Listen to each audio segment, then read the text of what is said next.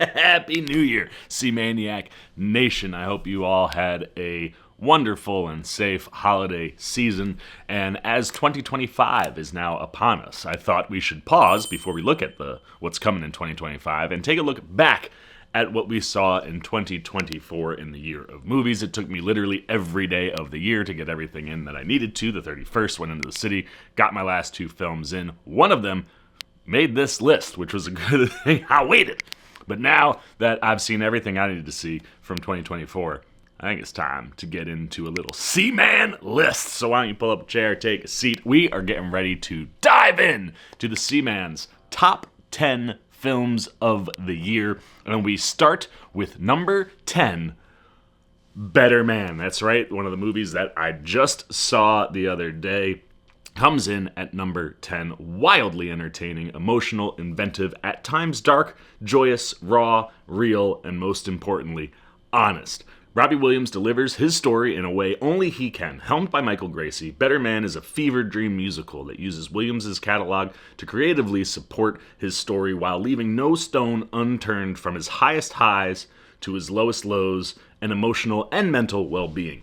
Featuring a solid supporting cast and some of my favorite editing of the year, Better Man delivers across the board. Which takes us to number 9, The Fall Guy. Yes, sir, one of my faves of the year. Laugh out loud funny, packed with a wide variety of action set pieces, and filled with heart. The Fall Guy isn't just a rom-com both men and women should love, but it is also a beautiful love letter to the art of stunt performing. Ryan Gosling's physicality, charm, and comedic chops are put on full display here and pair perfectly with Emily Blunt's flirtatious wit and emotional depth. To create a pair you're down to ride with, start to finish. Coming in at number 8 is Love Lies Bleeding. Oh my goodness, did Rose Glass once again deliver a film loaded with big, bold swings with Love Lies Bleeding. But this time she aims her anxiety-inducing suspense at a psychological romance thriller, and I loved it. With moments guaranteed to leave your jaw on the ground, Glass keeps her audience consistently on their toes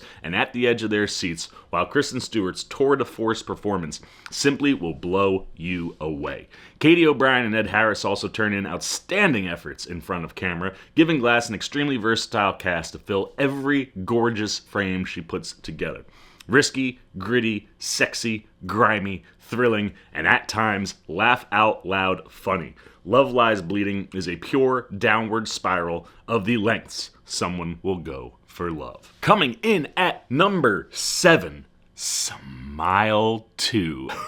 Oh man, sometimes going bigger doesn't always mean better, but with Smile 2, Parker Finn does just that. Starting with a spectacularly well-staged opening that dials the intensity and horror to a 10, and ending with something arguably more traumatizing than its predecessor. Smile 2 is a gorgeously shot and edited thriller, littered with huge set pieces that not only deliver horrifying visuals, but spark the kind of fear you can't help but want more of. Naomi Scott is more than up to the task here, delivering a performance that's raw, real, and never afraid to live in the shock and terror of what's happening around her. She makes the isolation of the demon here suffocating, despite constantly having people around her, allowing everything Finn does to hit like a ton of bricks. Bringing us to number 6, Anora. With Anora, Sean Baker doesn't just flip the princess fairy tale on its head, but his blue-collar approach towards sex worker lead Annie creates a character you're happy to go on this journey with. It also allows him to craft a story that's filled with heart, action, comedy, and twists guaranteed to slap you in the face in the best way possible. Anora also gives lead Mikey Madison the breakout role she's been looking for, and hopefully an Oscar nomination. Her brash, bold, in-your-face performance entertains with every outrageous set piece and laugh-out-loud line, but the subtle nuances, both emotional and physical, bring depth and relatability to Annie, making her easy to root for. With a great supporting cast around her, Yuri Borisov's Eager, in particular, may be one of my favorite supporting characters of the year, and a story that constantly pulls you in. Anora should have a real shot at Best Picture. Coming in at number 5, it's The Substance. Who would have thought that arguably Demi Moore's greatest performance would be in a hardcore body horror film almost 30 years after her peak? But here we are. The Substance is beyond tremendous. Coralie Fargeat's script dives into the absurd beauty standards set by Hollywood with some of the most impactful narrative choices of the year, while her vision and direction elevate the words on the page and sear its substance into your brain with unforgettable visuals. I love her commitment to practical effects here, as they take the movie and her cast to places that shock, horrify, and grotesque. Moore's veteran presence not only anchors the movie, but gives her the confidence to take the kinds of swings that are needed here, and the kind we haven't seen from her previously. Her commitment to character and script find Moore going to all the perfectly dark and horrifying places needed to make this movie work, and she is countered perfectly by Margaret Qualley, who is just dripping in sensuality, and I love that her risky choices continue to pay off for her and us. The Substance is one of those movies that hopefully makes a lot of noise come award season. Coming in at number 4, we're going to the musical realm, and we're going to Wicked. John M. Chu does the impossible by bringing one of the most popular shows in Broadway history to the big screen and elevating it. From his commitment to using all songs present in the first act to the elaborate, massive sets that help bring Oz to life, Chu is able to deliver something that's mostly practical and elevates what made the show a success. The choreography and set pieces Chu builds are spectacular. The Dancing Through Life library sequence may be one of the best stage scenes of the entire year. It's just wild. And with live set recordings, Cynthia Erivo and Ariana Grande really shine in their performances, with Erivo doing everything from adding emotional depth to singing while being whipped around on wires riding a broom, and Grande's wispy optimism is pitch perfect for the comedy Glinda delivers, let alone just nice to see her acting once again. Wicked is everything a musical movie should be, and Chu takes it to Oscar-worthy heights. And now we move in to our top 3, and coming in at 3 is Strange Darling. The surprise of the year for me, Strange Darling, came out of nowhere and left me in absolute awe. The cinematography here is spectacular, shot beautifully on 70mm, dripping with stunning color and filled with interesting camera placements.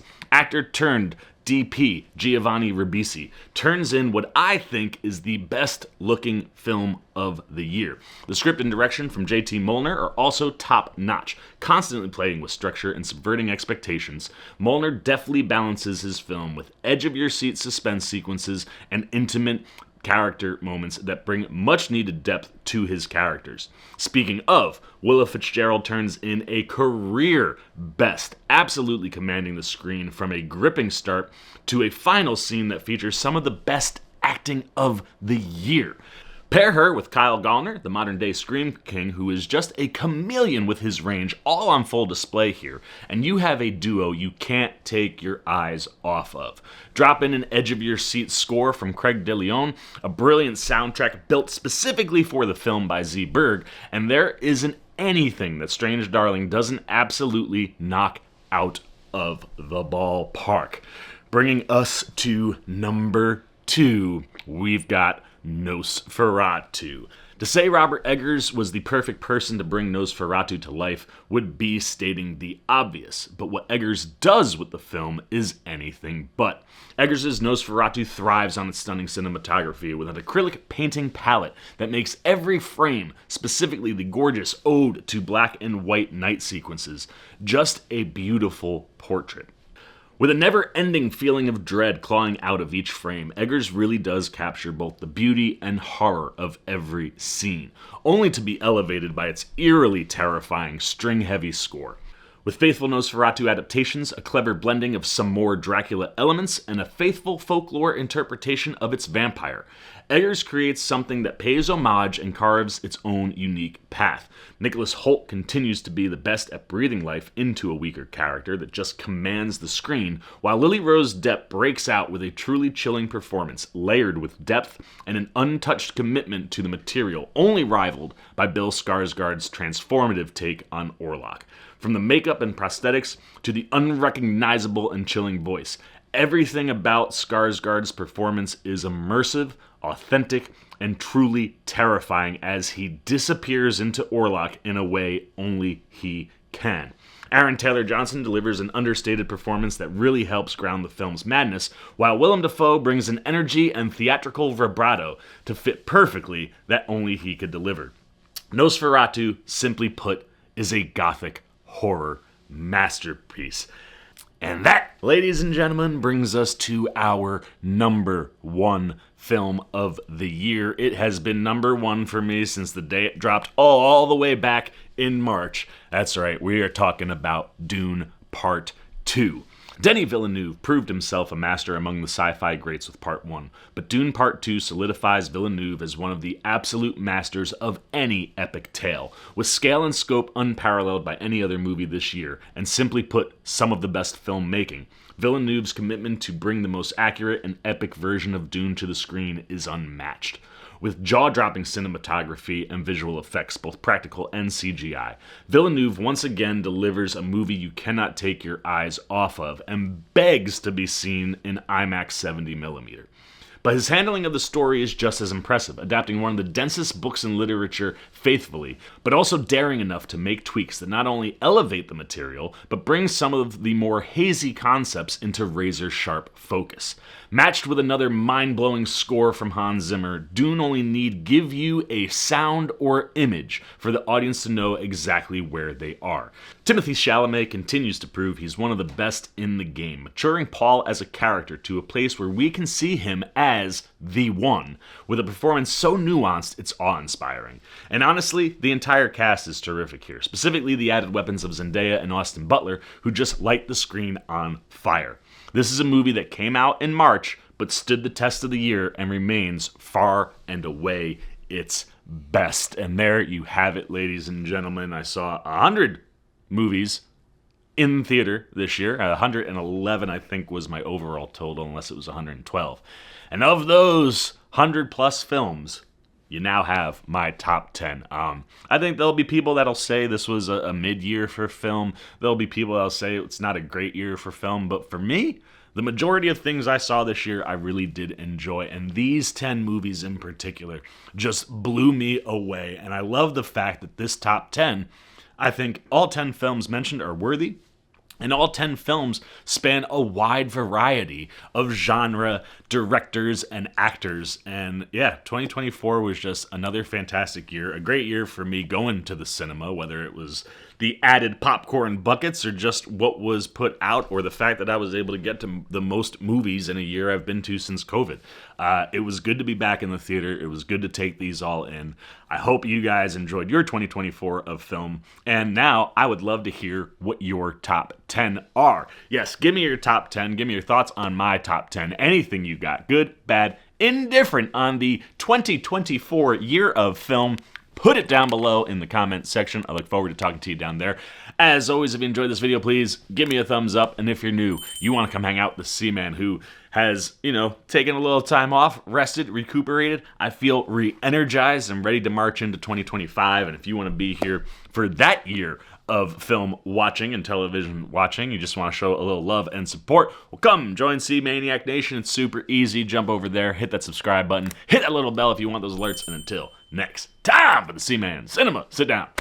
I've been the Seaman. I'm signing off. Peace.